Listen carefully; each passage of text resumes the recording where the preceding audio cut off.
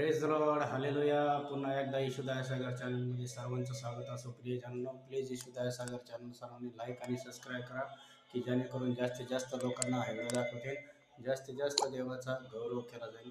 म्हणून प्रियजनांनो, please येशूदाय Sagar channel सर्वांनी like आणि सबस्क्राईब करा, की जेणेकरून जास्तीत जास्त हा व्हिडिओ मोठा करण्यात येईल, जास्तीत जास्त देवाचा गौरव करेल. प्रियजनांनो, मी सुंदरसा देवाचा म्हणणं तुमच्यासमोर घेऊन आलोय. स्तोत्रसंहिता 41 आणि देवाचा सुंदरसा म्हणणं आहे. कारण की आताच आपला गुड फ्रायडे झाला, ईस्टर झाला, त्याच्यानंतर मोदी गुरुवार झाला, पवित्र सप्ताह गेलं. पण देवाच्या वचनात आणि देवाच्या सामर्थ्यामध्ये सदैव सगळ्यांनी राहिलं पाहिजे. कारण की देवाचं वचन हेच आपल्याला बंधनमुक्त करतं. देवाचं वचन हेच आपल्याला सर्व सैतानी जीवातून, सैतानी बंधनातून मोकळं करतं.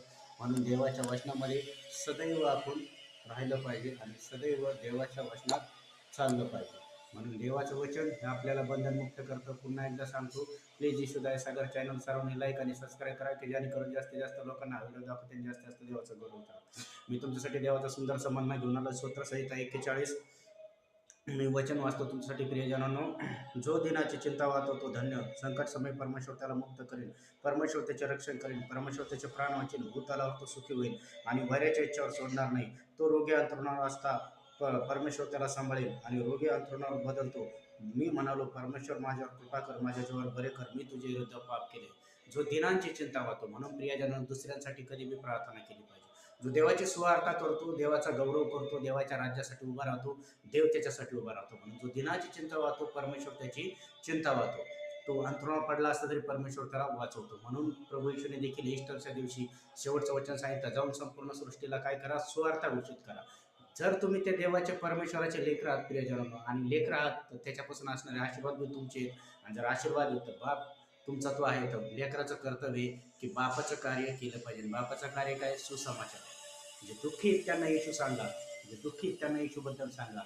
दुःखनीत असतील तर त्यांना आमच्याकडे जरूर प्रार्थनेला घेऊन या. येशूदाय सागर प्रार्थना भवनमध्ये आणा त्यांना, आणि येशूच्या नावात ते बरे होतील आणि त्याचे आशीर्वाद तुम्हाला भेटतील. म्हणजे सुवार्ता ही सगळ्यात गोष्ट आहे मेन. नाहीतर दरवर्षी ईस्टर होतो, दरवर्षी गुड फ्रायडे होतो, पण तुम्हाला गुड फ्रायडे म्हणजे सैतानावर विजय आणि ईस्टर म्हणजे देवाची सुवार्ता करणे, की येशू उठलाय, खरोखर उठलाय. तो आज देखील तुम्हाला स्पर्श करेल. हे जणांना मी तुमच्यासाठी प्रार्थना करतो. सर्व डोळ्याचा पवित्र देवा ईश्वराच्या माझ्या जिवंत ख्रिस्ता, जेवढे ऑनलाईन लेकर बघत आहे प्रत्येकाला स्पर्श कर प्रभू. कॅन्सर निक, थायरॉइड निक, ब्लड प्रेशर निक, शुगर निक, टेन्शनच्या आत्मे निक, भांडण किरकिरीच्या आत्मे निक. ज्या बहिणी लेकरून तिला लेकराचा आशीर्वाद स्वीकारतो, टू व्हीलर टेलीवर फोरवर गाडीचा आशीर्वाद स्वीकारतो, घराचा आशीर्वाद मी प्रेसिव्ह करतो. डोकं बरं वैशिष्ट्य असणार, पाय बरे हो, गुडघे बरे वैशिष्ट्य असणार, ज्याचा पाय दुखतो त्याचा पाय बरा हो, सैतानी बंधनातून मोकळे व्हा, कर्जातून मोकळे व्हा. येशूला बसलेल्या प्रत्येक फटक्याच्या